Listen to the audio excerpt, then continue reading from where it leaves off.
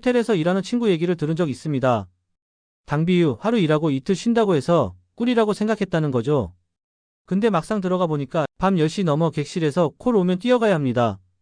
손님이 변기 막혔다고 하며 그 자리에서 똥 있는 변기까지 직접 뚫어야 돼요.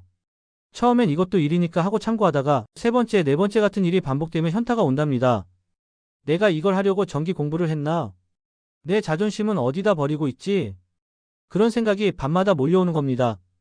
병원도 만만치 않습니다. 간호사들이 전등 고장 났는데 왜 안 고쳐요?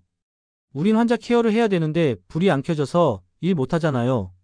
이런 식으로 압박을 주는 거죠. 환자와 보호자들 사이에서 늘 마스크 끼고 돌아다니며 휠체어, 침상, 잡다한 고장들 다 챙겨야 합니다. 게다가 감염 위험까지 곁들여져 있으니 몸과 마음이 동시에 지쳐갑니다. 마트, 백화점, 사우나, 수영장, 골프장, 대학, 이른바 호백병마, 사수골대라고 불리는 직군들. 들어가면 진짜 살벌합니다. 365일 24시간 불특정 다수가 드나드니까 설비 고장은 끊이지 않고 야간콜은 기본에 주말도 따로 없습니다. 그래도 급여라도 높으면 참을 수 있겠죠. 근데 현실은 월 250에서 많아야 280 정도. 이건 진짜 서럽습니다. 밤낮 없이 뛰어다니는데 통장에는 숫자가 안 늘어요. 결국 버티다 지쳐서 나오는 사람들이 많습니다. 그렇다고 공무직이 답일까요? 공무직 시설 관리는 확실히 칼퇴가 보장되고 정년까지 안정적으로 갈 수 있다는 장점은 있습니다. 근데 문제는 돈이에요. 10년, 20년 근무해도 연봉 3천 중후반 선에서 멈추는 경우가 많습니다. 승진 구조도 없다 보니 일하다 보면 답답해지죠. 안정은 있는데 뭔가 내 커리어가 더 성장하지 않는 느낌. 여기까지 들으면 다 비슷비슷해 보이실 겁니다. 어딜 가도 결국 힘들고 돈은 쥐꼬리 아니냐? 이렇게 생각하실 수도 있어요. 근데 업계 사람들 사이에서 한결같이 말하는 게 있습니다. 바로 아파트 전기 과장이 서열 최상위다라는 거죠. 이유가 뭘까요? 호텔처럼 밤마다 변기 뚫으러 가지 않아도 되고 병원처럼 감염병 위험에 노출되지도 않습니다. 마트, 백화점처럼 주말마다 쉴 틈 없이 불려나가지도 않습니다. 공무직처럼 안정은 있는데 돈이 안 오르는 구조도 아니에요. 물론 아파트 전기 과장도 민원 스트레스가 있죠. 주차장 전등이 왜 아직도 깜빡거리냐? 엘리베이터가 왜 자꾸 멈추냐? 이런 소리 들으면 머리 아프긴 합니다. 하지만 몸을 갈아 넣는 노동 대신 관리와 조율 그리고 책임 있는 역할을 할 수 있습니다. 여러분, 한 번쯤 이런 생각 해본 적 있으시죠? 내가 지금 이 자리에서 계속 버텨야 하나? 아니면 좀 더 나은 조건을 찾아서 옮겨야 하나? 오늘 영상은 바로 그 답을 드리려고 합니다. 호텔, 병원, 호백병마, 사수골대, 공무직 그리고 아파트 전기과장까지 각각의 현실을 급여, 업무 강도, 안정성 기준으로 싹 정리해 드리겠습니다. 그리고 마지막에는 내가 아파트 전기과장으로 이직하려면 어떻게 준비해야 하나? 구체적인 로드맵까지 알려드릴 겁니다. 영상 끝까지 보시면 지금 내 자리의 가치는 뭔지, 앞으로 어디로 가야 할지 확실히 잡으실 수 있을 겁니다. 그럼 본격적으로 시작해 보겠습니다. 먼저 호텔 이야기부터 해보겠습니다. 호텔 시설팀에 들어가면 겉으로는 당비유라서 하루 일하고 이틀 쉰다고 합니다. 이 말만 들으면 야, 꿀 아니냐? 싶죠. 주 3일 근무인데도 월급은 250 이상 준다니까 처음엔 혹합니다. 근데 실상은 다릅니다. 낮에는 연장통 들고 객실마다 돌아다니며 샤워기 고치고 전등 교체하고 에어컨 점검합니다. 한번 고장나면 손님이 바로 클레임을 거니 속전속결로 해결해야 합니다. 관리실에서 여유있게 부품 주문하고 수리하는 아파트랑은 완전 달라요. 문제는 밤입니다. 저녁 9시 넘어가면 콜벨이 울립니다. 객실에서 변기 막혔다, 물이 안 내려간다, 이런 연락이 기본으로 들어와요. 그럼 어떻게 하냐고요? 손님 앞에서 직접 뚫어야 합니다. 솔직히 말해서 호텔 시설기사들이 현타 오는 순간이 바로 이거예요. 손님이 방 안에 있는데 내가 똥 묻은 휴지까지 직접 처리해야 한다. 기술자로서 자존심도 무너지고 사람으로서 수치심도 느껴집니다. 특히 주말 금 토요일은 더 심각합니다. 술 먹고 들어와서 변기 막히는 경우가 많고 야간에 2건, 3건씩 불려다니기도 합니다. 아니 이럴 거면 차라리 공사판이 낫겠다는 말이 나오는 이유가 여기 있습니다. 결론적으로 호텔 시설팀은 쉬는 날이 많아 보이지만 실제로는 체력 갈아 넣는 자리입니다. 연봉도 3천 중후반 이상은 잘 안 올라가고 정신적으로 버티기 힘들어서 오래 붙잡는 사람들이 드뭅니다. 다음은 병원입니다. 병원은 겉으로 보면 안정적인 일자리 같아 보입니다. 대학병원은 사학연금도 나오고 국립대병원은 시험 쳐서 들어가는 구조라서 좋은 자리라고 착각하기 쉽습니다. 근데 내부 사정을 들어보면 얘기가 달라집니다. 일단 업무 범위가 엄청 넓습니다. 침상 삐걱거리는 소리, 휠체어 바퀴 교체, 산소 라인 점검, 전등 교체. 잡다한 일이 하루 종일 쏟아집니다. 그리고 중요한 건 항상 환자와 보호자들 사이에서 일한다는 겁니다. 감염 위험이 늘 도사리고 있다는 거죠. 그래서 병원 시설 기사들은 마스크를 끼고 근무하는 게 기본입니다. 단순히 먼지 때문이 아니라 서로 병 옮길까봐 방어하는 거예요. 게다가 간호사들과의 관계도 쉽지 않습니다. 전등 고장 났는데 왜 아직 안 고쳤냐? 우린 환자 케어해야 되는데 어둡다. 빨리 처리해달라. 이런 압박이 끊이지 않습니다. 환자와 보호자 앞에서 면박을 당하기도 하죠. 야간 근무도 피할 수 없습니다. 병원은 24시간 돌아가는 조직이니까 심야에도 수시로 불려다닙니다. 엘리베이터 멈췄다, 산소장치 경보가 울린다. 이런 일들은 시간 가리지 않고 발생합니다. 사학연금 나온다는 메리트가 있지만 실제 현장에선 몸과 마음이 빨리 지쳐갑니다. 특히 젊은 친구들은 몇 년 버티다 떠나는 경우가 많습니다. 남는 사람은 결국 4050대, 다른 데 갈 데 없는 사람들 뿐이라는 씁쓸한 얘기도 있습니다. 정리해보면 호텔과 병원은 둘 다 불특정 다수를 상대하는 구조라 민원과 긴급콜이 끊이지 않습니다. 밤마다 불려다니고 정신적 스트레스는 말할 것도 없습니다. 급여는 중하위권에 머물러 있고 몸값 올리기 어렵다는 한계가 있습니다. 그래서 업계에선 이런 말이 나옵니다. 호텔이나 병원에서 오래 버티는 사람 없다. 결국 다들 빠져나간다. 이번엔 이른바 호백병마, 사수골대 이야기를 해보겠습니다. 호백병마는 호텔, 백화점, 병원, 마트를 묶어 부르는 말이고 사수골대는 사우나, 수영장, 골프장, 대학을 묶어 부르는 업계의 은어죠. 현업에선 그냥 헬티어라고 불리기도 합니다. 호텔과 병원은 소개해드렸으니 이어서 백화점과 마트에 대해 알려드리겠습니다. 겉으로 보기엔 깔끔해 보이죠. 대기업 계열 백화점 건물, 대형마트 건물, 시설기사로 들어가면 폼 나 보일 것 같잖아요. 근데 실제로는 다릅니다. 영업시간이 아침부터 밤까지 길고 폐점하고 나면 심야 점검과 청소가 이어집니다. 엘리베이터, 에스컬레이터, 조명, 냉난방, 전기설비. 수십만 명이 드나드는 공간이라 고장 건수 자체가 많습니다. 오늘은 조용하네 싶다가도 폐점 직전에 에스컬레이터가 멈추면 그날 퇴근은 새벽 넘어가는 겁니다. 게다가 매출 최우선인 업종이다 보니 빨리 고쳐라, 고객 불편 최소화해라. 이런 압박이 매일 들어옵니다. 즉 기술적 판단보다는 상업 논리에 맞춰 움직여야 하죠. 월급은 220에서 280선. 야간 근무 수당 좀 붙어도 300 넘기 힘듭니다. 고객 수백 명 상대하면서 책임은 큰데 돈은 아파트 단지 500세대 전기기사보다도 못 받는 경우가 많습니다. 다음은 사우나와 수영장. 여기도 상황이 녹록치 않습니다. 사우나는 보일러와 온수 시스템이 핵심인데 24시간 돌아가는 곳이 많습니다. 심야에 물 온도가 떨어지면 손님 민원 폭발합니다. 탕물이 차다, 보일러 왜 이 모양이냐 이런 소리 직접 들어야 합니다. 수영장도 마찬가지입니다. 새벽에 물 교체와 청소를 하고 아침 6시 오픈 준비를 합니다. 낮에는 수질 관리, 소독, 배관 점검, 탈의실 환기까지. 결국 하루 종일 쉴 틈이 없습니다. 월급은 230에서 280만 원 정도. 몸은 갈려 나가는데 보상은 최저임금 수준이라는 거죠. 골프장도 만만치 않습니다. 코스 관리, 조명, 카트 충전, 배관, 전기까지. 넓은 부지를 소수의 인원이 커버해야 합니다. 새벽 5시부터 나와야 하는 경우도 많습니다. 특히 여름 성수기에는 주말 없이 풀근무. 비수기엔 경영난 핑계로 구조조정 들어가기도 합니다. 손님 줄었으니까 사람 줄여야겠다. 그럼 제일 먼저 빠지는 게 시설팀 계약직이에요. 급여는 240에서 280 정도. 성수기 수당 좀 붙어도 크게 오르지 않습니다. 마지막으로 대학교입니다. 겉으로 보면 대학 캠퍼스 시설 관리 꽤 좋아 보이죠? 하지만 실제로는 건물이 워낙 많습니다. 강의동, 연구동, 실험실, 기숙사, 도서관까지 넓은 캠퍼스를 몇 명이 돌며 관리해야 합니다. 밤에도 실험실이 돌아가니 야간 비상대기는 기본입니다. 연구실에서 전기 끊기면 큰일이니까 항상 긴장 상태로 근무해야 합니다. 월급은 사립대 기준 220에서 270 정도.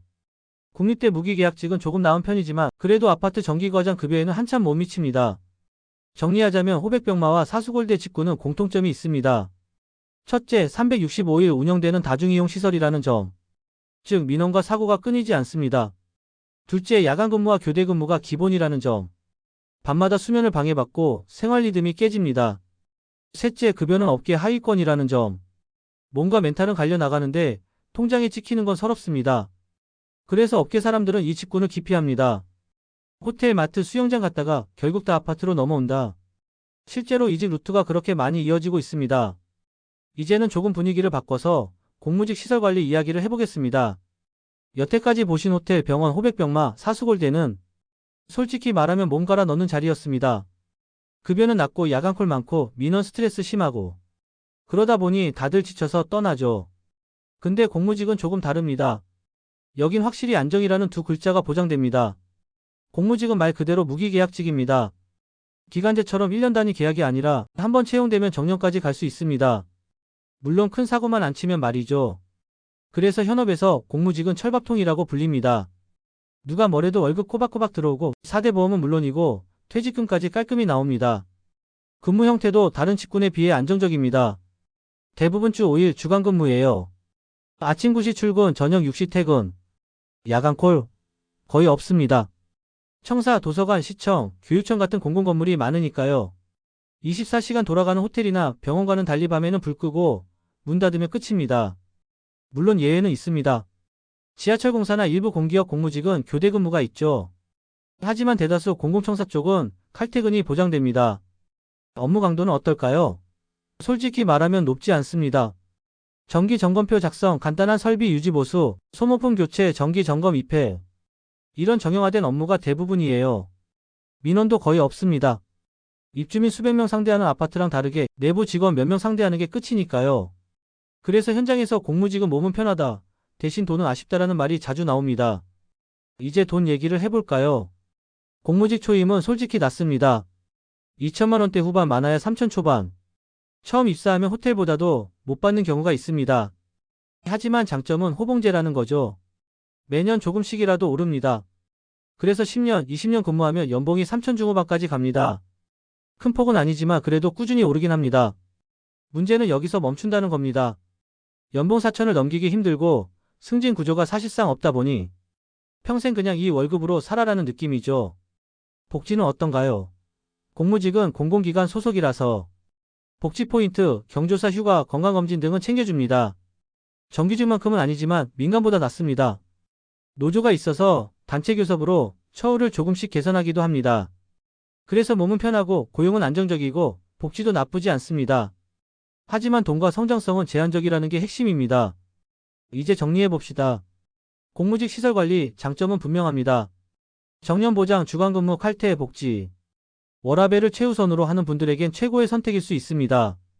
단점도 뚜렷합니다. 초임 낮고 연봉 상한선이 낮습니다.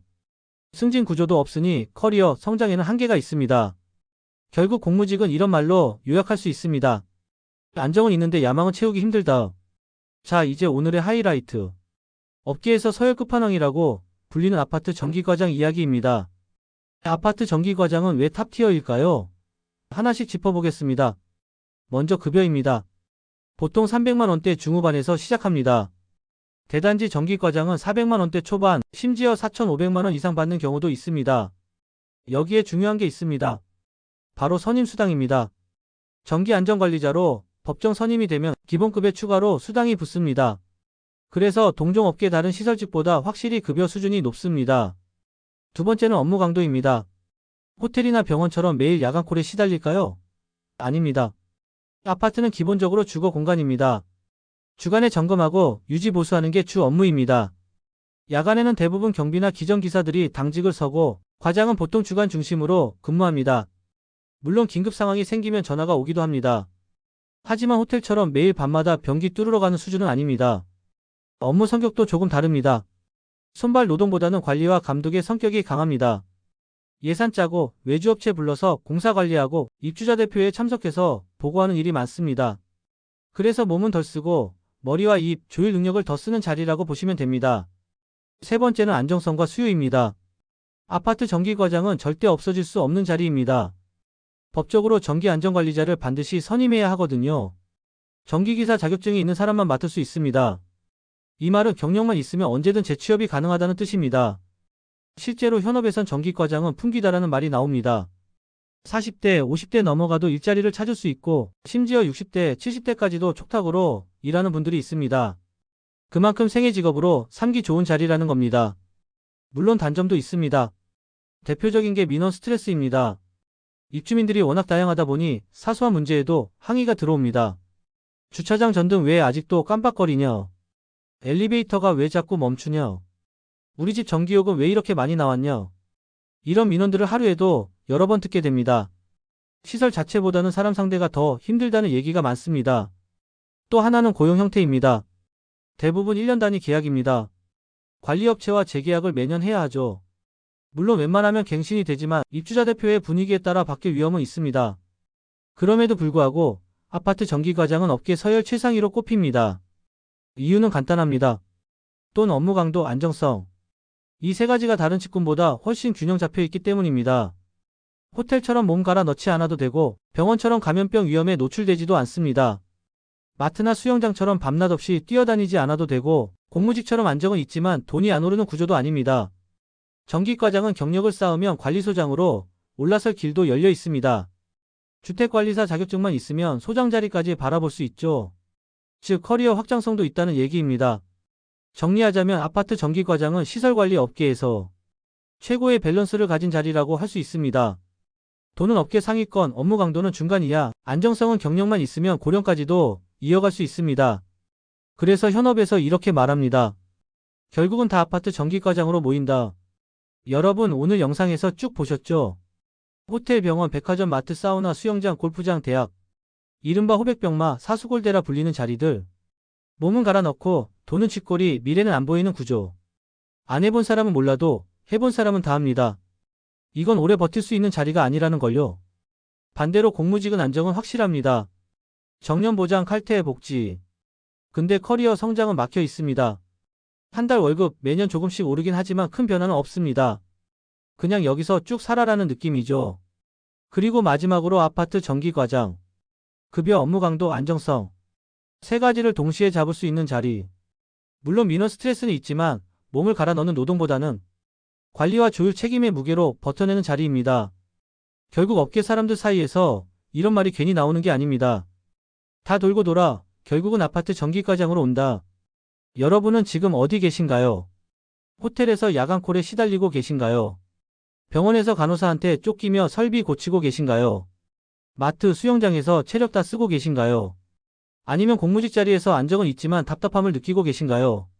그리고 스스로에게 이런 질문을 던져보셔야 합니다. 나는 언제까지 이 자리에 머물러 있을 건가? 내 몸, 내 멘탈, 내 통장 이대로 괜찮은가?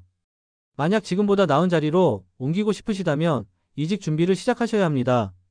30일 안에 자격증과 경력 증빙을 정리하고 60일 안에 목표 단지를 조사하고 90일 안에 면접 대비와 협상 준비까지 마쳐야 합니다.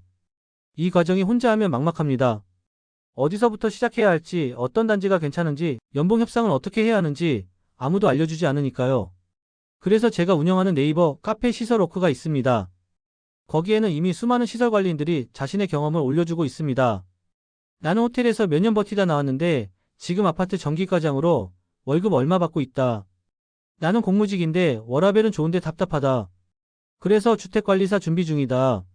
나는 아파트 전기과장인데 우리 단지는 민원 많다. 그래도 급여는 이 정도다. 이런 실전 데이터들이 모이고 있습니다. 영상 보시는 여러분도 꼭 카페에 와서 글을 남겨주세요. 지금 내 상황, 내 고민, 내 조건 솔직하게 털어놓으시면 됩니다.